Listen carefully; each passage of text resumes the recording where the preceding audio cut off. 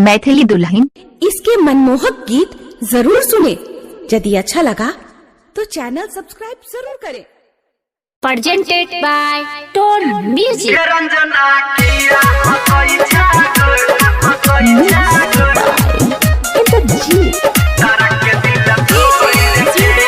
Priya recording studio Dwarka Delhi.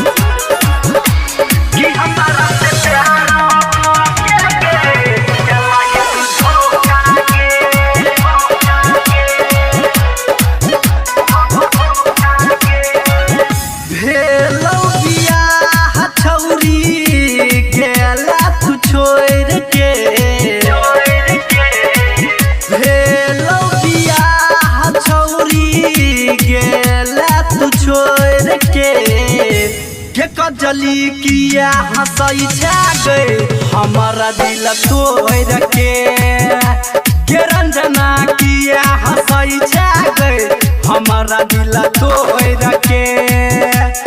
कजली किया हंसई गए हमारा दिल तोड़ के बुझला के छोड़ी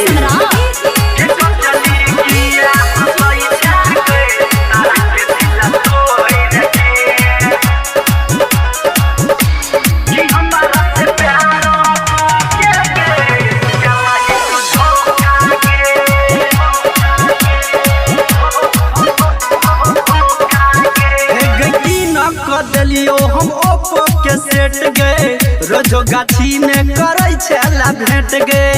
रोजो गाछी में करे छला भेंट गए की न कर देलियो हम ओप्पो के सेट गए गाछी में आब के करे छला भेंट गए तइयो ने बात बुझला मुंह गेला मोर गे कजली किया हंसई गए हमारा दिल तोड़ के रंजना किया हंसई गए हमारा दिल तोड़ के कजली किया हंसई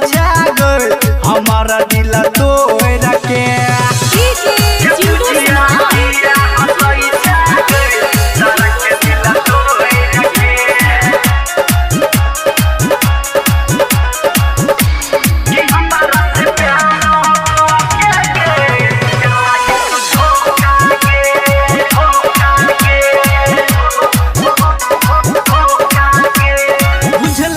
बात मनीषवा के हाल गे कके बियाह चल गल ससुराल गे कके बियाह चल गल ससुराल गे बुझला ने बात मनीषवा के हाल गे कके बियाह चल गल ससुराल गे यादव तारा के छौरी गेला तू छोड़ के कजली किया हंसई गए हमारा दिल तोड़ के रंजना किया हंसई गए हमारा दिल तोड़ के रंजना किया हंसई गए तारा के दिल तोड़ के हे लौबिया छौरी गेला तू छोड़ के कजली किया हंसई गए हमारा दिल तोड़ के रंजना किया हंसई गए हमारा दिल तोड़ के कजली किया हंसई गए हमारा दिल तोड़ के।